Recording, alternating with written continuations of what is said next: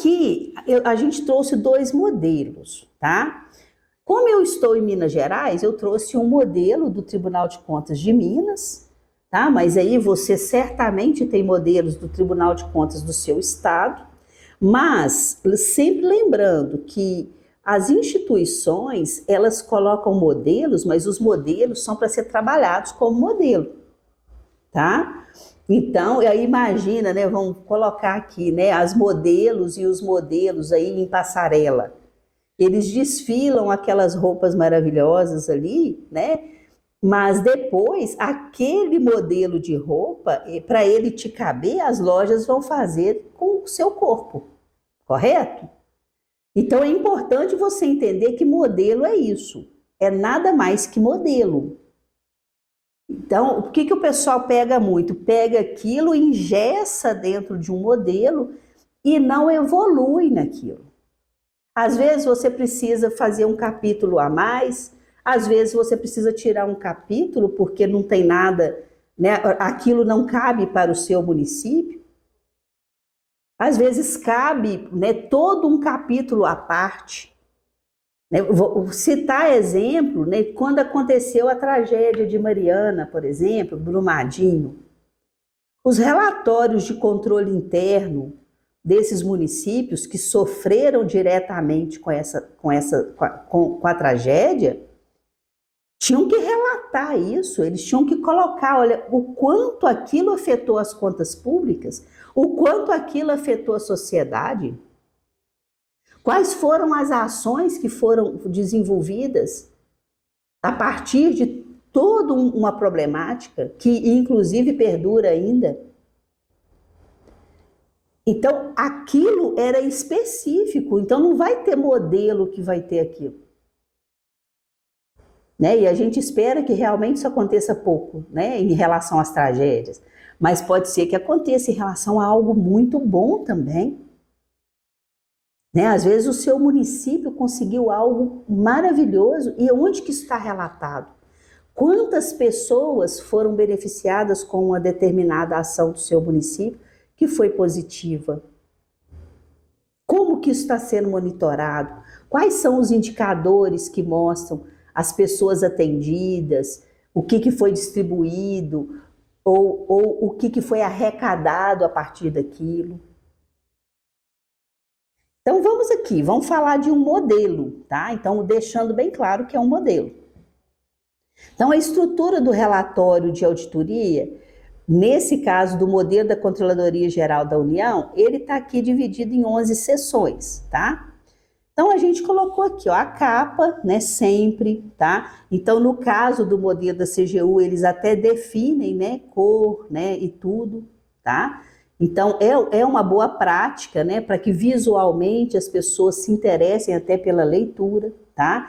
Então a capa, ela tem aí as identificações como título, data de emissão, tá? As informações ali com as cores e tudo, mais uma vez chamando, né, o leitor, né, o interesse do leitor, né, a folha de rosto. Então, além de nomes da CGU, então, todo o relatório, quem que elaborou, quais são os responsáveis, né, quem esteve envolvido naqueles trabalhos de auditoria e tudo, né, contém informações específicas, como tipo de serviço, unidade examinada, número da ação de controle. Depois vem a missão, né, da CGU e tipo de serviço. O seu município tem uma missão, tem o tipo de serviço, a sua controladoria, né? A terceira página traz registrada a missão da CGU, com vistas a divulgá-la aos leitores do relatório. Deve constar nesta mesma página uma descrição sucinta do tipo de serviço realizado. Avaliação, consultoria ou apuração. Que serviço que foi feito, tá? Por meio do qual o trabalho foi desenvolvido juntamente com a indicação do objeto auditado, que pode consistir em unidade de negócios, ou seja, qual foi a unidade que você auditou, tá? Linha de produto ou serviço, os processos, os programas, os sistemas, os controles, as operações, quais contas, divisões, funções, procedimentos, políticas, entre outros. Tudo depende do trabalho que você realizou. Aí depois vem o resumo, né? Quais os elementos ali, né? Eu quero saber se o que eu vou ler aqui, né, é realmente o que eu preciso, eu vou ler o resumo, tá? Então aí, ó, o resumo. Qual foi o trabalho realizado pela CGU? Por que a CGU realizou esse trabalho? Aí você traz para a sua controladoria essas perguntas, tá? Quais as conclusões alcançadas pela CGU? Quais as recomendações que devem ser adotadas? Tudo isso está num breve resumo, tá? E aí vem lista de siglas e abreviaturas. Gente, fundamental isso aqui. Porque você fica enchendo o seu relatório, às vezes, com os nomes completos e tudo, mas isso aqui é prática da BNT, inclusive, tá? O sumário, né, com as seções, números de páginas e tudo. A introdução, né, aí vem toda a técnica da introdução, né? A introdução é componente do relatório de auditoria que contextualiza o trabalho realizado. Apresenta elementos que ajudam o leitor a compreender o conteúdo ali expresso. O resultado dos exames, ou seja, os achados de auditoria. Então, dependendo do que você fez, quais são os achados, quantos achados. E aí, gente, mais uma vez, é modelo. Então, o que te ajuda a escrever? Ler, tá? Você só consegue escrever bem quando você lê. Se você ler, você não vai conseguir escrever. Então, peguem relatórios de auditoria para ler. Né? Não fica, deixa eu fazer leitura somente no momento que eu tiver que escrever. Não. Peguem relatórios de auditoria para ler e peguem de outros assuntos também. Quando eu dou aula de auditoria, por exemplo, eu gosto de pegar relatórios de auditoria de empresa privada, para dar de exemplo. E por que eu faço isso? Relatórios da administração eu pego para mostrar. Por quê? Porque os conteúdos são muito ricos. E a gente vai fazer essa leitura aqui, tá? Eu vou abrir uns relatórios para vocês, tanto de setor privado quanto de setor público, para que vocês vejam que os conteúdos são muito ricos, mas você só vai conseguir desenvolver achados de auditoria, desenvolver uma boa introdução lendo. Aí vem o resultado dos exames, né? Aí tem que toda a explicação da descrição sumária do achado, os parágrafos, introdutório, contextualização, né? A comunicação lá. Quando você contextualiza, você tem que saber o que é ruído dentro dessa contextualização, né? Para você realmente contextualizar corretamente, tá? As condições, né? Qual foi a situação existente, identificada e documentada durante a fase de execução, tá? Eu vou citar um exemplo aqui para vocês que não foi nem comigo, foi com um colega, tá? Ele foi fazer uma auditoria dos estoques de merenda nas escolas, tá? E aí, quando ele chegou numa escola que, né, relatando a condição, né, a situação que ele pegou lá na hora, a escola, ela tinha uma sala, um banheiro e uma saletazinha ali. É a escola rural muito pequenininha. Quando ele chegou, o estoque de merenda estava dentro do banheiro. Eles colocaram um armário fechado, né? Esses armários, né? É tipo modular, sabe? De ferro. Colocou esses armários dentro do banheiro e colocava o estoque era ali dentro do banheiro. Então, quando ele chegou, ele falou assim, gente, eu vou fazer o que aqui? Porque para começar, a merenda está dentro do banheiro, o estoque não estava sujo. Não era esse o caso. Ele tirou foto, tudo direitinho, estava tudo limpo. Mas veja, a comida armazenada dentro do banheiro. Então, ali, o objeto da auditoria dele, que ela verificasse a merenda estava sendo feita corretamente e tudo. Lembra que eu falei que a gente tem que determinar um roteiro ali no planejamento do que você vai auditar? Naquele momento, ele mudou totalmente o foco da auditoria dele. Porque aí ele sentou com o pessoal, aí foi entender. A merenda, ela não era feita dentro da escola, né? E tudo, a escola não oferecia isso. Era a vizinha que deixava usar uma partezinha da cozinha dela para fazer a merenda. Gente, olha o nível que estava a escola. Olha o nível que estava a situação. Então veja, e a vizinha estava feliz em estar ajudando. E para ele estava tudo certo, não tinha nada errado ali. Então o foco ali, aquela condição alterou totalmente a realidade daquela auditoria.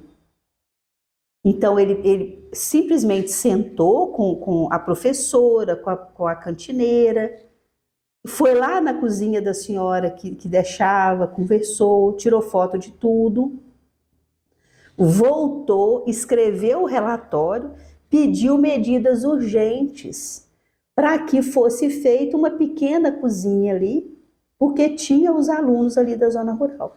E não eram poucos. A sala de aula não era pequena, era uma sala de aula que cabia ali uns 30 alunos. E era essa a situação. Então veja, quando ele voltou com as fotos e tudo, mas o objeto da auditoria dele, ele mudou totalmente em relação à condição que ele pegou a situação. Então ele relatou os fatos e tudo, relatou a entrevista que fez com a senhora e tudo. Então por isso que é importante também, né, aquela fala aqui atrás, que eu vou voltar aqui para que vocês estejam bem cientes, tá? Da situação, que olha, vou voltar cá, o relatório é o único aspecto do trabalho do auditor que o público pode ver. Então veja, olha, ele precisou conversar com essa senhora, ele fez a entrevista com a cantineira, fez a entrevista com a professora, conversou com alguns pais. Então esses papéis de trabalho, eles não são expostos. O que é exposto é o relatório.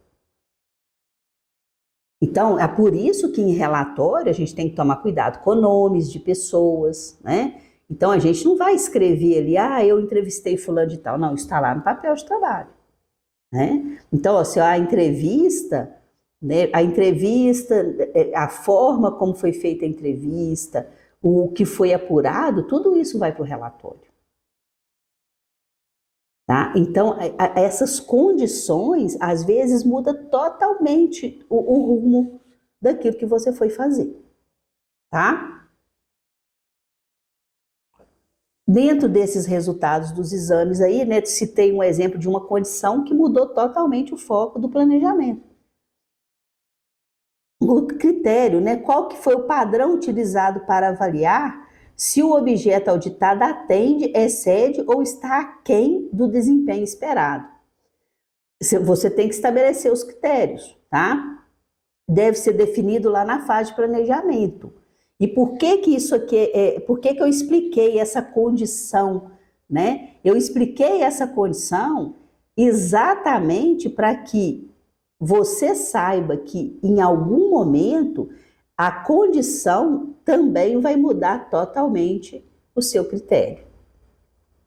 Então ali cabia você relatar se a merenda estava chegando. A merenda, pelo que a gente viu do relatório na época, ela estava assim, estava bem feita, o pessoal estava satisfeito com a merenda, né? Ou seja, o objeto ali em si, ele estava sendo bem atendido, só que estava sendo atendido, sendo feito na cozinha de outra pessoa, estava dentro da cozinha de terceiros, utilizando bens de terceiros, né? E assim, todo mundo estava ali com a boa vontade. O armazenamento absurdamente dentro do banheiro, mas não estava sujo, não tinha nada sujo, você pega nas fotos, estava tudo ok, mas naquele momento o relatório mudou de rumo, tá? Então, a consequência, né, correspondem aos acontecimentos que decorrem ou que podem decorrer da diferença entre a situação esperada e a encontrada.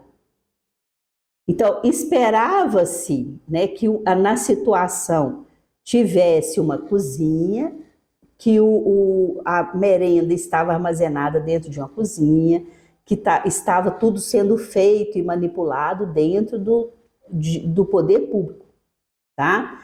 Mas, né, houve, né, uma mudança absurda aqui, né? A situação esperada e a encontrada mudou totalmente o rumo e aí mudou as consequências também. Né? Se tinha consequência, se esperava-se uma consequência, ali a consequência foi outra. Certo? Então, dali, passou-se o quê? A questão não era a melhoria da merenda, a questão é que tinha que construir uma cozinha. Então, olha como que mudou o critério a partir de uma outra necessidade que se identificou. Parágrafo final é a conclusão do texto do achado, né? É o fechamento do texto, e aí vem as recomendações. E as recomendações, elas podem ser várias, né? As recomendações consistem em ações que a unidade administrativa ali de gestão indica às unidades auditadas, visando corrigir a desconformidade. Então, se no caso ali tinha um problema, e na verdade ali gerou um outro trabalho, né? Então, nesse caso que eu citei, a desconformidade, né, a principal delas era o quê? Não ter a cozinha. Então, essa era a desconformidade. Então, você tinha que tratar aquele risco. E tinha que aperfeiçoar os processos de trabalho, de controles, a partir da construção da cozinha. Porque você não tinha nem a cozinha para poder fazer o trabalho. Então, como que você ia tratar de processo de trabalho e de controle de estoque da merenda,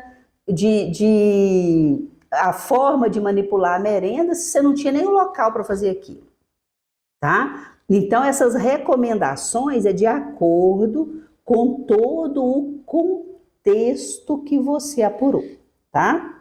Decorrente do achado de auditoria. Aí vem a conclusão, né? Os anexos, certo? Aí você vai definir quais anexos, né? O relatório fotográfico, tabelas, e aí você tem que tomar cuidado com proteção de dados, né? Igual um caso como esse, né? Tirou foto da cozinha de um terceiro. Eu não colocaria essa foto, né, anexa ao relatório, eu deixaria ela só lá junto dos papéis de trabalho como prova, né? Mas no relatório a ser publicado, por exemplo, eu não exporia a cozinha da pessoa, né, que estava ali com a boa vontade, tudo assim, como você não vai expor o nome da pessoa, mas você tem que tomar cuidado com esses anexos. Né? Vou tirar foto, o professor está dando aula, ok, aí ali você já está no ato público e tal. Mas tudo isso você tem que tomar cuidado. Os anexos hoje, principalmente com a proteção de dados, você tem que pensar na forma como você está conduzindo esses anexos, do que vai para publicação ou não, né? E não se trata de ser documento sigiloso, tá? Se trata de você proteger realmente os dados daquela pessoa, não expor indevidamente uma pessoa, tá? E não tem nada a ver, a pessoa não estava fazendo nada errado estava o serviço público.